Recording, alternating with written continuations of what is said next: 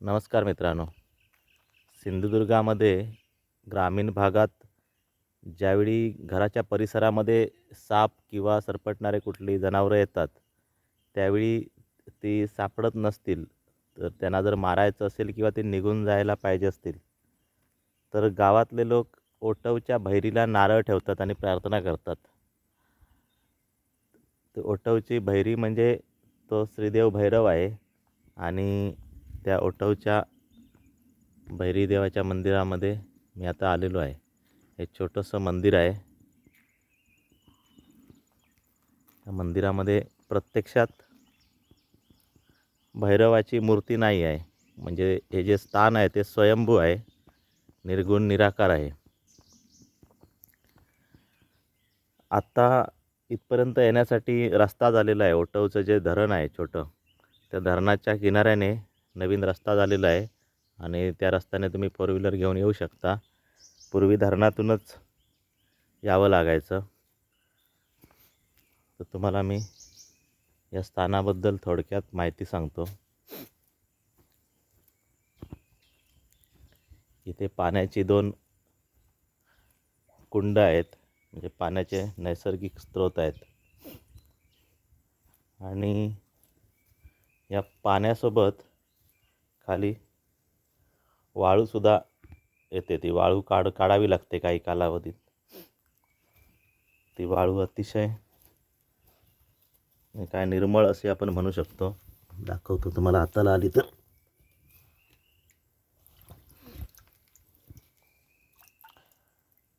अशी चिखलासारखी दिसते, पण सुकल्यानंतर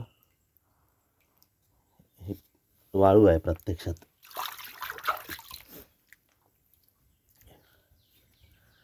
मंदिर पूर्वीच्या काळी जसं होतं तसं आहे. थोडंसं बांधकाम 1984 साली प्लास्टर वगैरे केलेलं आहे. मंदिराचा जीर्णोद्धार ज्यावेळी देवतेची इच्छा असेल त्यावेळीच होईल. आणि आता जे देवाचं स्वरूप आहे ते देवाची प्रार्थना करून मी तुम्हाला दाखवतो. हे वरती लिहिलं आहे श्रीदेव भैरी प्रसन्न. ह्याचे ते तरंग खामकाठी आणि हे अशा स्वरूपामध्ये पाषाण आहे. आणि इथे कौल प्रसाद लावण्यासाठी राजसत्ता पूर्वसत्तेचे 2 पाट आहेत. आणि एवढंच हे स्वयंभू स्थान आहे. आपल्या पूर्वजांनी हे कसं शोधून काढलं असेल, ही त्यांचीच मोठी महती आहे आणि त्या देवतेची महती आहे. मध्यंतरी आमचे सहकारी आशिष सावंत यांच्यासोबत या स्थानाचं आम्ही ऑरा स्कॅनिंग केलेलं होतं.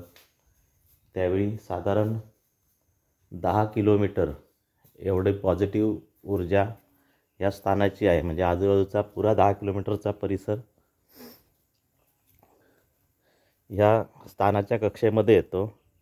आणि हे जे पाणी आहे हे तीर्थस्वरूप आहे. ह्या पाण्याचा ऑरा 7 किलोमीटर आला.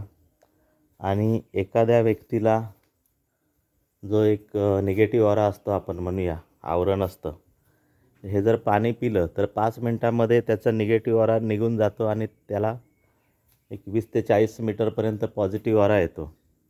एवढी ह्या पाण्यामध्ये सुद्धा शक्ती आहे. म्हणजे तीर्थ आहे एक प्रकारचं. आणि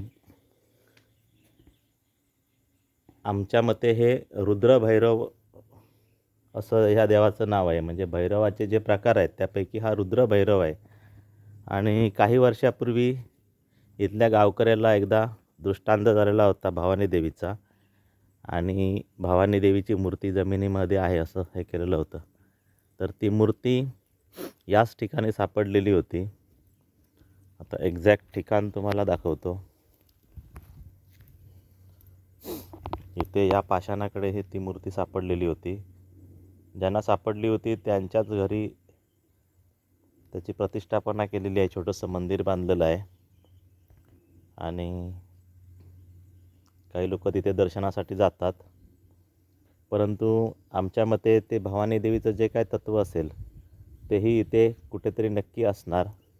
भविष्यात ऑरा स्कॅनिंगच्या माध्यमातून जर ते आम्हाला लक्षात आलं तर तुम्हाला जरूर सांगू. हे ठिकाण एवढं उत्कृष्ट आहे, निसर्गरम्य आहे. लोकांच्या हस्तक्षेपापासून अजून तरी मोकळा आहे, म्हणजे कोणाचा अजून हस्तक्षेप नाही आहे या एरियामध्ये.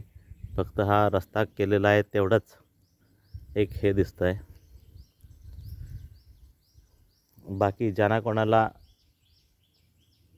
रुद्रभैरवाच्या ऊर्जेचा अनुभव घ्यायचा असेल, अनुभूती घ्यायची असेल, त्यांनी या ठिकाणी येऊन थोडा नामजप किंवा ध्यान करण्याचा जरूर प्रयत्न करावा.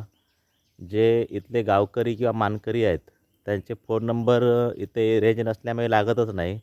ते कधी इथे असतात नसतात, परंतु आपलं आपण येऊन इथे नमस्कार करून जाऊ शकतो. जर गावकरी भेटले तर त्यांच्या माध्यमातून आपली काही कामंसुद्धा होऊ शकतात. धन्यवाद मित्रांनो. जरूर या स्थानाचा सगळ्यांनी लाभ घ्या.